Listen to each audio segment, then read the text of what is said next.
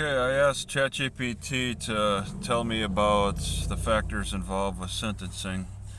What did Judge Owsley decide for the factors on why he gave me 30 days in jail and $411 fine back in April 2022? And we got these things that he mentioned. Some of these he mentioned. Statutory guidelines and mandatory minimums. He said that it's 0 to 6 months and up to a $500 fine. So there's no minimum amount of jail time involved with this. Let's see. And yeah, that's some serious stuff. I tried to color code a little bit. Mandatory minimums. And they argue that if you don't have any minimum, then you don't get a free lawyer. The nature of the crime, let's consider how serious this is. Alright, so how serious is failure to ID? I don't see it as serious at all. But I asked ChatGPT about it, and it said that people who don't ID can erode the trust between the community and the police. So that's concerning. They're saying that the greater good of eroding the trust between the police and the community develops if you don't ID yourself. But what about if the cops don't ID themselves? I still need to have further discussions with the AI about this. Aggravating circumstances and mitigating circumstances are probably, I think, the core parts of the sentencing, the core discussion. The prosecutor argues the aggravating, the defense, public defender, if you have one, argues the mitigating. But that wasn't what happened at my trial. The judge just talked about aggravating and no mitigating. So it was just all the judge kind of talking for the prosecutor and ignoring the defense about the sentencing part. That's why sentencing is often done on separate days. It's kind of its own type of motion. So he said that with the aggravating circumstances, let's see, in this description, and the AI says factors such as the use of violence, prior targeting, or the presence of weapons. But he said, Judge Owsley said that in the Louisiana Code for sentencing people, that inciting riots was aggravating circumstance. And that's what earned me 30 days, was me posting and not telling people to leave everybody alone and everything. Just he's attacking the news, in my opinion. You report what's going on, you report your feelings about it, and that turns into aggravating circumstances that's a factor in your sentencing. And I know Judge Barber will do that too for aggravating circumstances as well. He'll probably speak similar stuff to what Judge Owsley does, because they're all anti electronics. Even though you see them all using their own electronics, they're anti-electronics if it's not them. Mitigating circumstances, nothing was mentioned with Judge Owsley, but I didn't pick up any extra crime, any extra charges.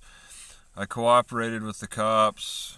They got my name within 10 minutes instead of 2 minutes or 1 minute. They got my name within 5 minutes instead of 1 minute.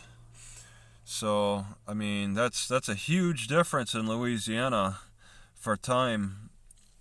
It takes 5 minutes to arrest a person, to search them, to find their ID, and then call me Mr. Hello, Mr. Claiborne. For some reason, after looking at my ID, they say, hello, Mr. Claiborne. Whoever that is, I still don't know to this day. Mitigating, supposed to make you look good. That's what you want to tell your public defender to work on, is their factors in your sentencing. And I don't know, I put it as yellow.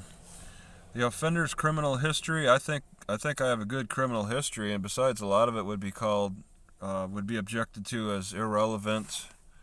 But the judge, says that everything is relevant, so I guess, it can be brought up if the prosecutor wants to. If they don't, then that's fine. It depends, it's the judge will take in everything. Character, personal history, let's see, that's a factor. Impact statements, well, I have no victims, so there's no impact statement that needs to be made. Community impact, I put it as a yellow because the AI is saying that this affects the community adversely. You break down the trust between the police and the community somehow by failing to give your ID. That's why the punishment is so harsh, is because it breaks down the community. But I asked a little bit, well, how? And it says it makes the cops have to explain themselves more, and that's the breakdown. Because if the cops have to explain themselves more, then the society breaks down more.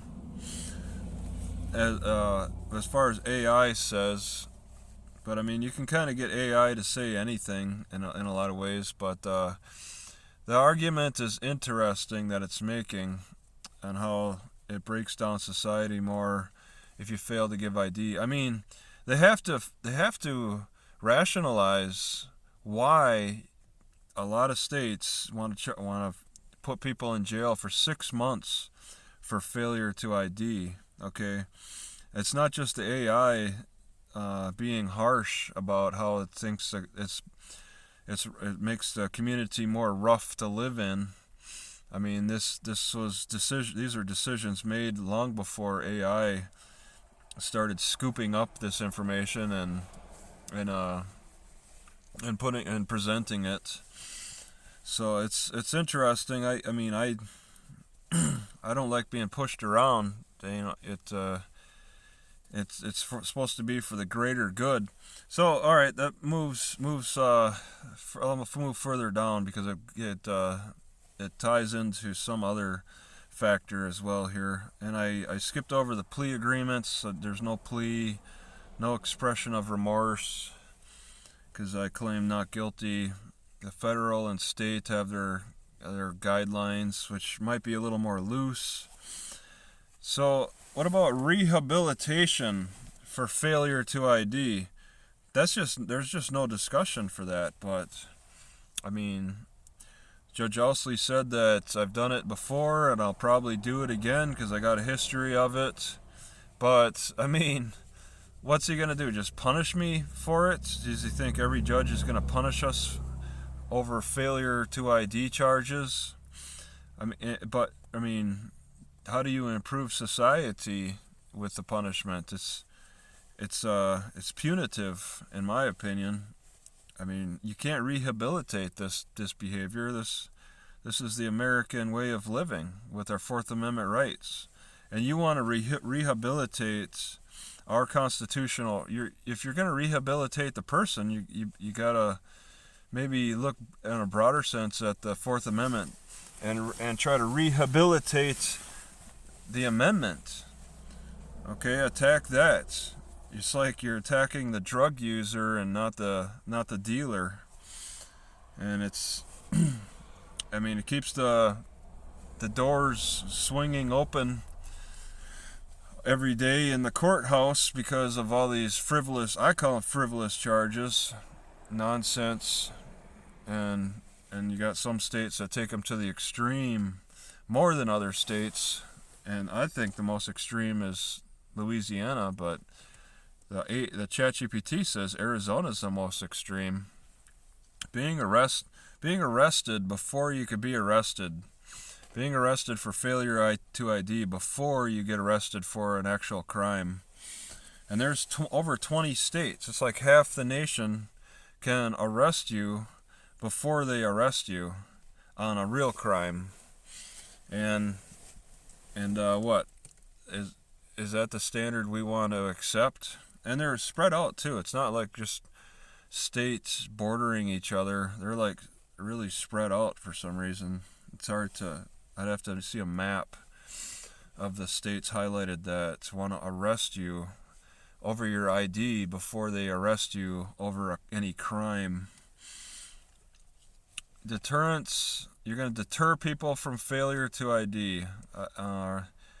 So it seems to me that the legislators, the judges, the prosecutors, the cops, they just they have a lucrative business here over the ID, and the pushback is money in their pockets. It keeps them busy because the legislators are supporting it, and then the cops and the judges or lawyers are all out enforcing it, enforcing the will of the people. The legislators represent the will of the people. Well, it's not my will for sure, but I guess if the voters have spoken that they want to see more people thrown in jail over their ID, then that's how it's going to be. I'm just going to be an outlier who's standing up for myself against that. I think it's excessive force.